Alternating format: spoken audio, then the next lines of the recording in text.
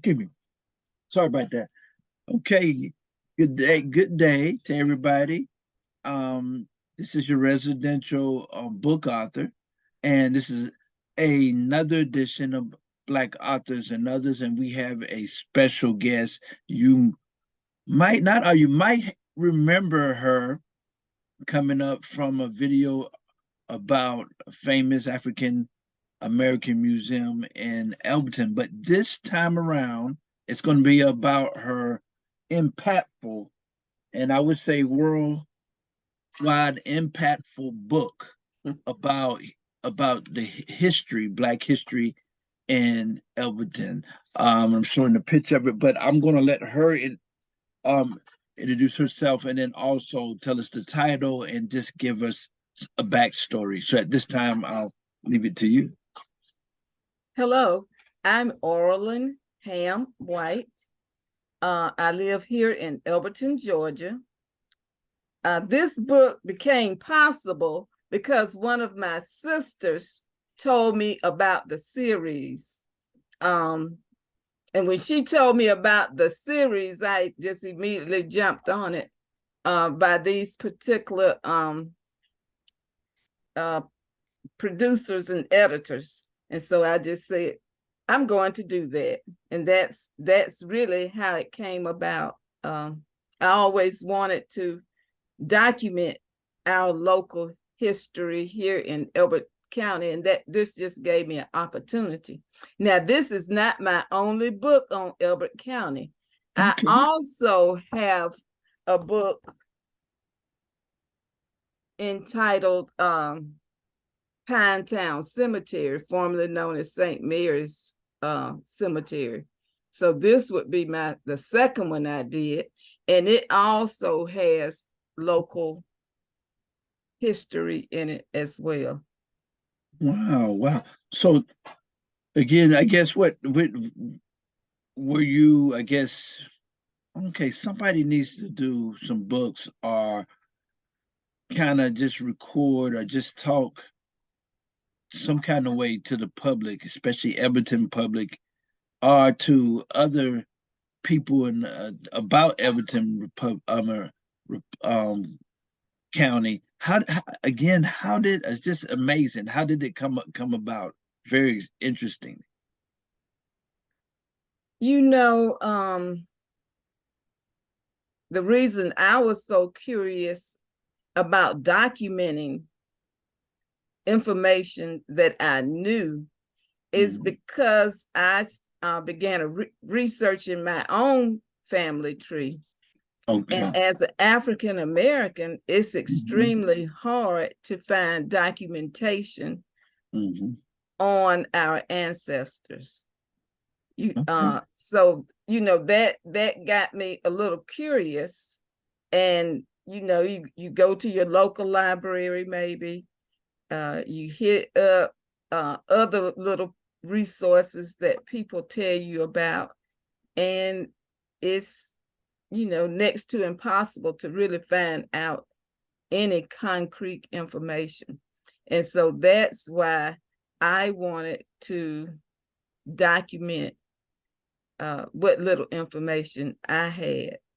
And it also has encouraged me to continue documenting.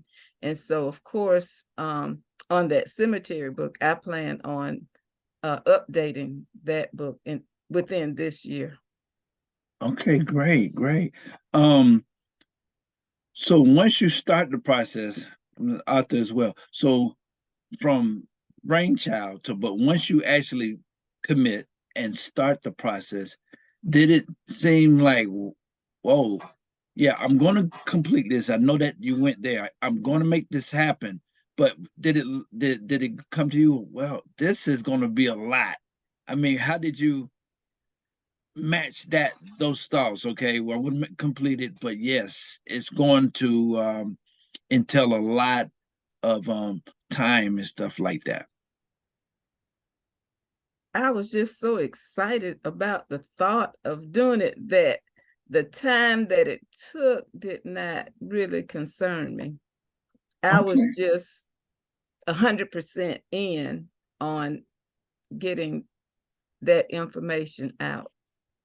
Right. I thought it was clever that there were pictures along with the writing. What made you decide, okay, I feel that I'm going, and I think it was a genius uh approach. I think it was absolutely a work of a genius approach. What made you decide, okay, well, I'm not going to just, just write page for page for page and let them think about it, but I'm actually going to put pictures in there and write. So I'm going to make a combination of impactful pictures, and also I'm going to commentate and write a little bit. What gave you that great idea? Well, actually, this format was presented to me, and I Okay. used a format that had been used before, but I thought it was a great idea, and that's why I went with this particular publisher, is because I know a lot of people have great imaginations, but why imagine what you have documented? And so we had some wonderful pictures, photos from the past, and I thought it was great to use it because, sometimes if you're tired and you're looking through a book, you can look through the book and enjoy the pictures. And then other times, you might, find one or two of those pictures striking, and you say, well, let me read about that. Not everyone is prone to take a book and immediately read it from cover to cover. Everyone has a different approach. And so I hope that in doing it this way, that it met the desires and needs of a lot of people.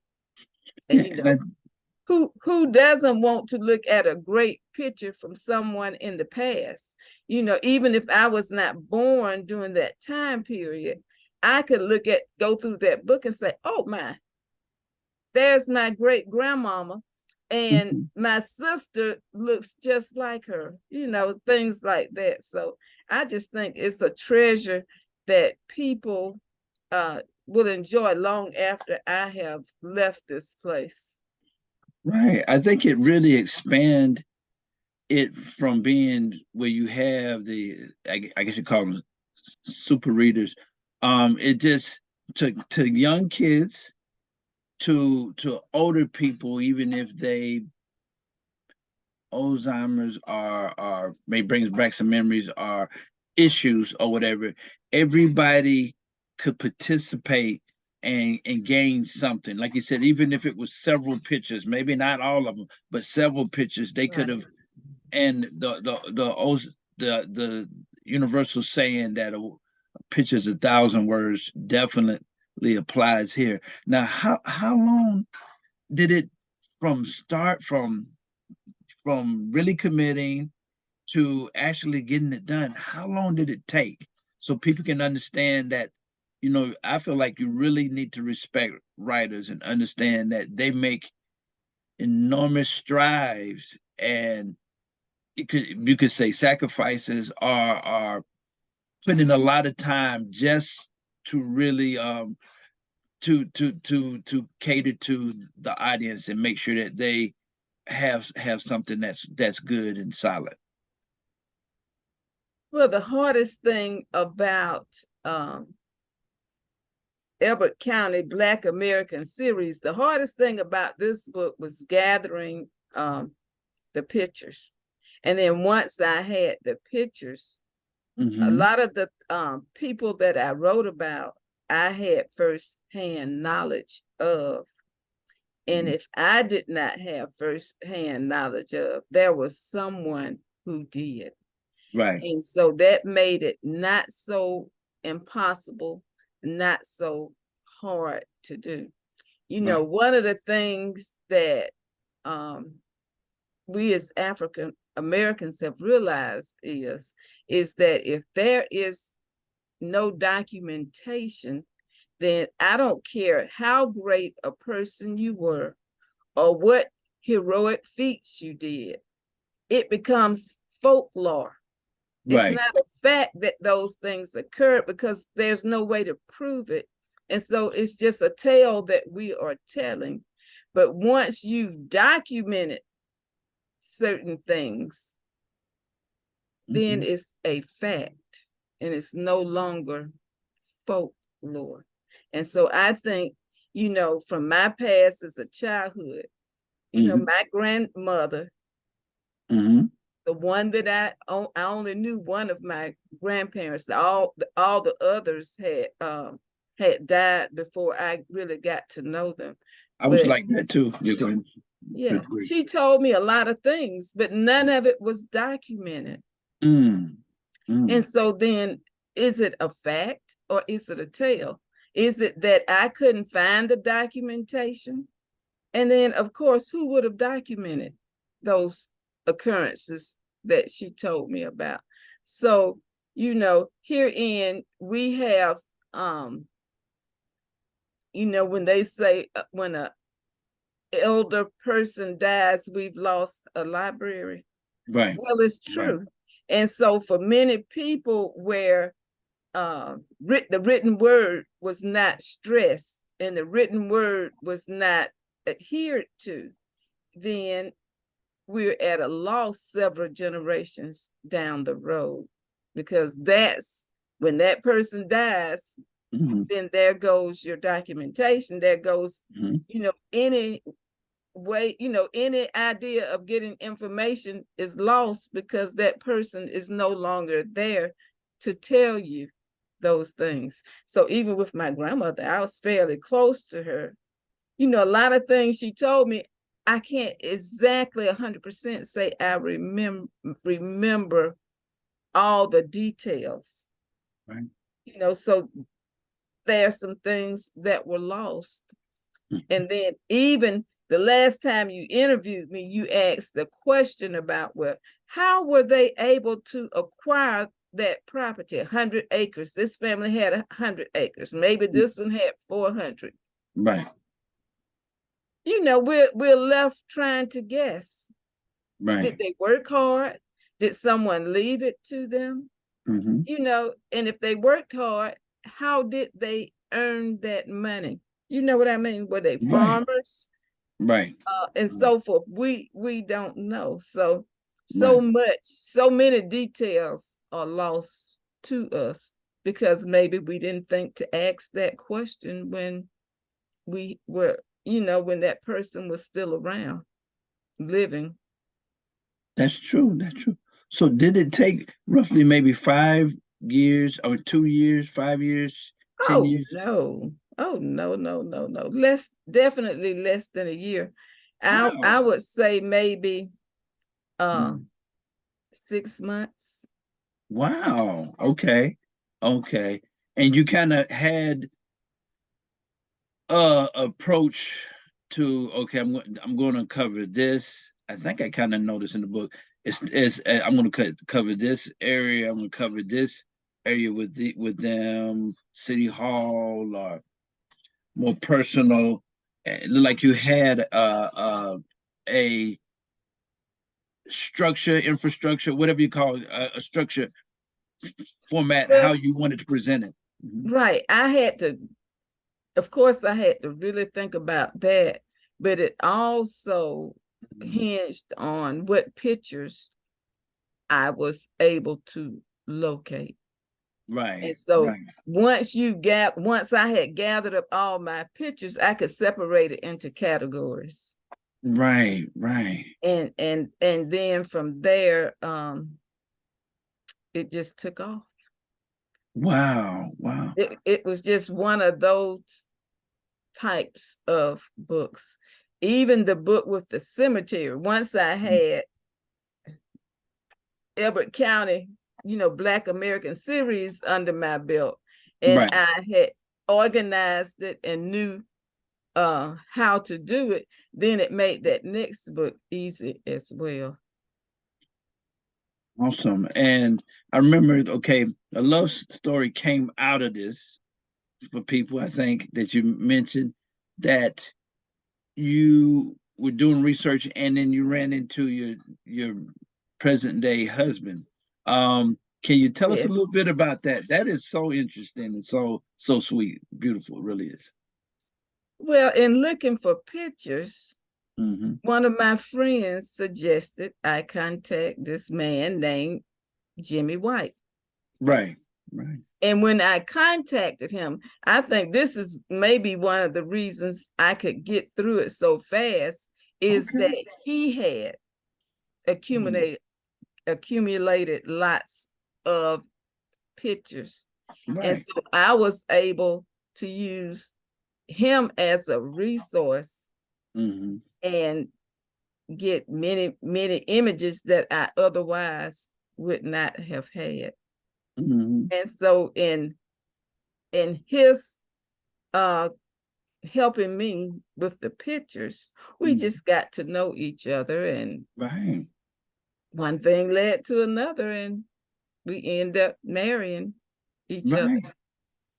It seems so logical because you both, are the historians, if you will, in your own ways, and then collectively as well. You're the author, and Right. he's the museum person. But then when you came together, then it it became both extra energy in the museum. So I mean, it just it seems logical from the same town and stuff like that. And again, preserving the history for generations and generations to come. I hope people understand that it's not just now. You can go back to this book, and possibly the museum will be around 200 years from now with great, you know,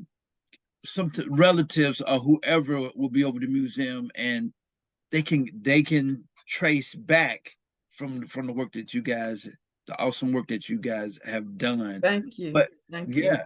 yeah, it's beautiful. Um, okay. Who was the most interesting, or one? Let me put it like, because I don't want anybody to get upset. Who who maybe you could say was one of the most? I know there was several, and everybody's special, everybody. But what? Let's go here. What was the most interesting thing that you found out that you didn't know prior to doing the project? That was just like, wow, I discovered that, or that came to myself and my husband, or to myself. Now, the one of the things that I found out Mm-hmm. in doing my research is I found great information on this former enslaved man, William Mm-hmm. Henry Hurd.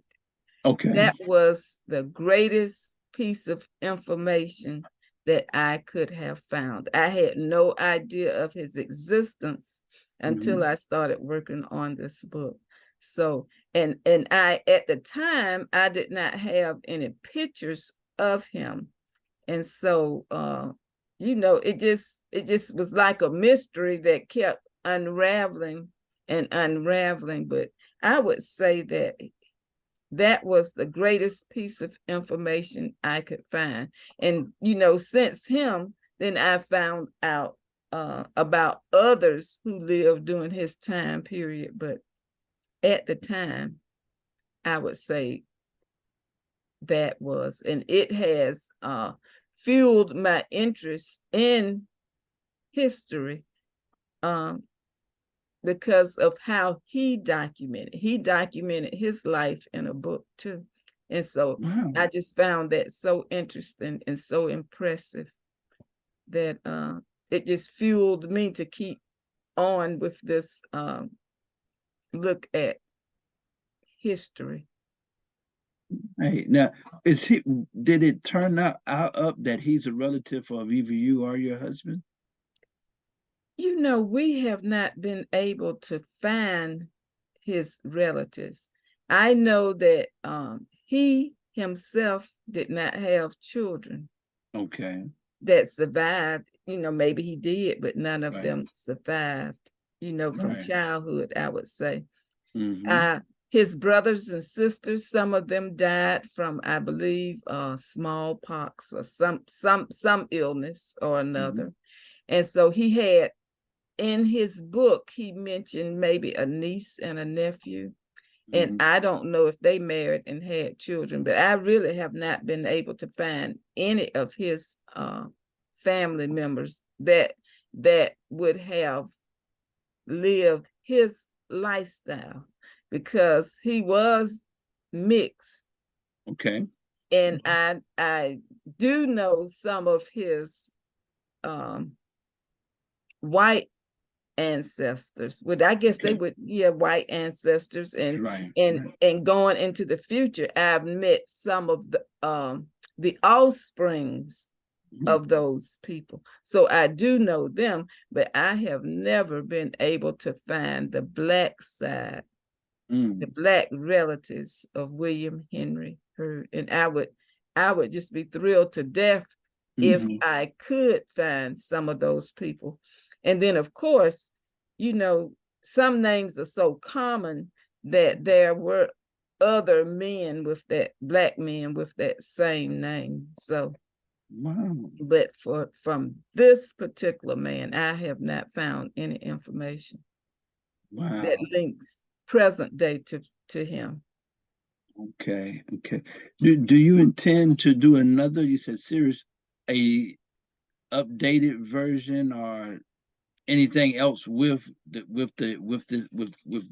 book here?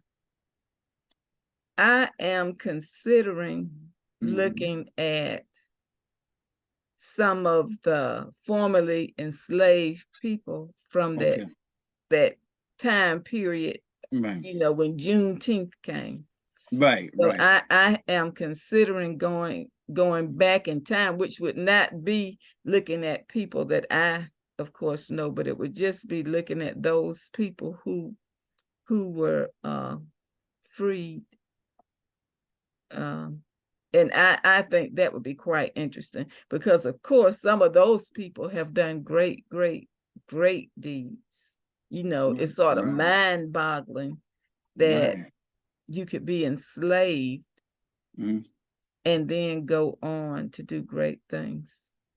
That's like true. They did. So I'm considering that, because I think it would be encouraging, right, for many people to see how others were able to overcome the hurdles of great limitations.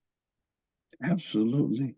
And what, personally, just interacting with people, what was the response that you received throughout the People years were thrilled about the book? Yeah, about the book. They were thrilled. Right. And right. some people were, you know, it's upset that I could not include them or their information. So it was a very positive experience, and it made me want to do more. Okay. Awesome. Is there potential, or if it's not, I may not know about, where that a book like this, at least in the Elbert County school system, that a book like this would emerge, so in curriculum some type of way? You know, the state is very strict about what should be covered. And I do believe that there is like a small window where teachers may do have the opportunity to do certain lessons on local history, but I'm not really sure what grades that would entail. But I do know they do have that opportunity to teach local history. But I'm not privy to those teachers and what they are currently doing. Now, because you were a teacher, what was your area? And yeah, tell us about that as a teacher, because I think that's fascinating. I think that would be the likely person who would write a book of this nature? Well, I don't know, because as an educator, I Right. was a science and math teacher. Wow. And so you might wonder, where does this interest in history come from? And I think it's more curiosity. Okay. You're curious about certain things. Right. And I think I was just curious about the past. Right. And Right. so sometimes you try to put people in a pigeonhole. You say, okay, well, you were a math teacher, so I Right. guess you were interested in engineering, but even though I Yes. was a math teacher and a science teacher, and I may have been interested in other things, I was Right. particularly interested in African American history, especially as pertaining to Elbert County. Okay. Okay. And tell us now, because we just started, I guess now, nationwide Juneteenth. What do you do? I guess we could say museum and the book. What is the connection with Juneteenth and kind of bringing it to light for everybody? Well, as a youngster, I always said, I know my relatives were not slaves. Okay. And that was just my thought. Right. But it turns out that they were. I can go back to I, like everyone else, with the census reports 1870, and I can look and see where, because the names that I can find, I can see where they were. Right. And and it made me realize, well, they were slaves. So Okay. anyone who has documented that their ancestors were once enslaved, then Juneteenth has great meaning. At least it Right. has great meaning for me, because Right. that would be a time of celebrating the release of them, and the fact that they could now go on and do the things that as their hearts directed them to do. Right. Now, do you, what type of events? And I'm just kind of want people to know about that, just in case if they ever want to come to Elberton and experience the book, and experience the museum and the beautiful city of Elberton, Georgia. What type of events do you do in connection with the book, and then also with the museum during Juneteenth? During Juneteenth, well, this past year we celebrated, like as you're doing, some local authors. We had interviews. We had a festival. Right. And so this coming year, we've decided that our festival will be on June 17th. That's a Saturday, even though Juneteenth holiday is on that following Monday. I think that's the 19th. We will have our festival on Saturday. And so everyone is welcome to come, and participate in that day. Though, of course, once the state recognized Juneteenth as a legal holiday and the federal government had recognized it, then it opened it up to more local celebrations all over the area. And so there are many, many people and groups documenting their local history and celebrating Juneteenth. But of course, we invite everyone to come celebrate with us here in Elberton. Absolutely. Let me go here now. Were there any relatives? I mean, your mother and fathers, brothers and sisters, but I guess mother and fathers, did they, and you said talking with the grandmother, were they interested? I mean, maybe you were the one that took it on to make this great project that we'll have for eternity. But do you recall having unique conversations with mother or dad, and then of course I think you did say that you had interesting conversations with the one grandmother. Yes. I would say I had more conversations with my grandmother. I Okay. did have conversations with my mom, Right. but unfortunately, Mhm. as a youngster growing up, my Right. grandmother's people had names like Savannah, Right. Texas, Uh, Easter, okay. King. And Right. then my mother's people had names like, Rachel, Right. Martha. I Right. wasn't, those names did not Right. lead me to any type of curiosity, though Okay. she would tell me some things. It was Right. mostly, I think, my grandmother because Right. of those names. I was just Right. greatly curious Right. about those people with those odd names. My Right. mind, I'm like, her name is Texas. Well, did she live in Texas? I'm just Right. Right. asking Right. all kinds of Right. crazy things because Right. I was so young when she Right. could tell me those names and then those Right. stories. And so as I grew, I Right. think I just spent maybe a great deal of time with my grandmother Right. because eventually both my parents were working people, so they Right. Right. home to work, and I would Right. have time to spend with my grandmother, and Yes. she would just you know share her life. Maybe she Right. was watching something on TV, and then Mhm. it might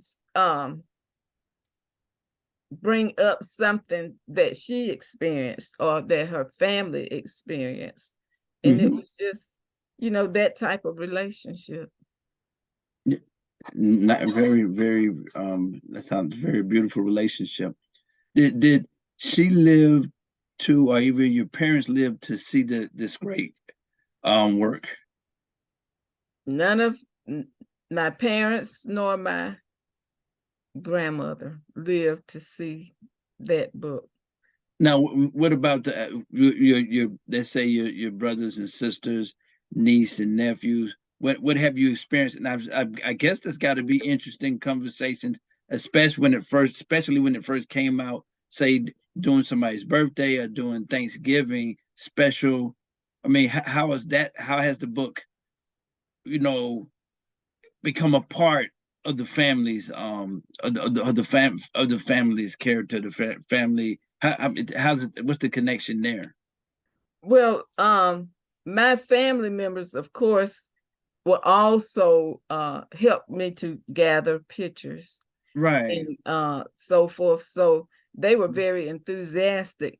However, I think they were more interested in this cemetery book, some of them, Right. because Right. I had a sister, I gave her the book, Right. and I had interviewed her and stuff, about some of her teachers that are Right. included in this book, Right. but she never read it. And, Okay. she was talking to some of her classmates and they were Right. telling her things about the book. And she said, what? She said, that's not in there. She thought it was just like a directory. Right. Right. And so she never opened it. Right. And I had interviewed her, asking her questions about a Mhm. teacher in particular. Right. And she looked, I had included her story in that book. So she Wow. was shocked that, because she was Yeah. never one that loved reading. And Right. so she Right. just never opened that book. Right. Maybe, Right. she didn't realize the pictures were in there. She Right. didn't realize any of that. And so, she was just shocked. So she eventually did go through the book and read it and enjoy it and laugh at, you know, and she said, well, you put the story that I told you in that book. I said, of course I did. So, it was one of those gotcha moments.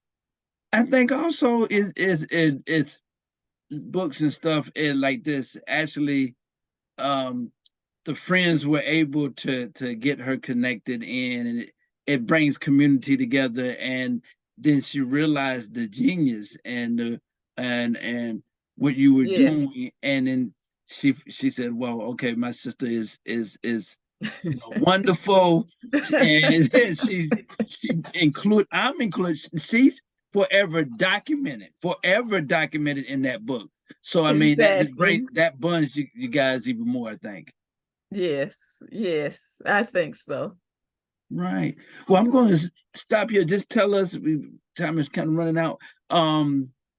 Where we can get this book and the other book. Maybe another time we can talk about Pine. Anytime that you have new books that's coming up, you wanna come on, feel free to do that. So I thank don't you. know, did I connect?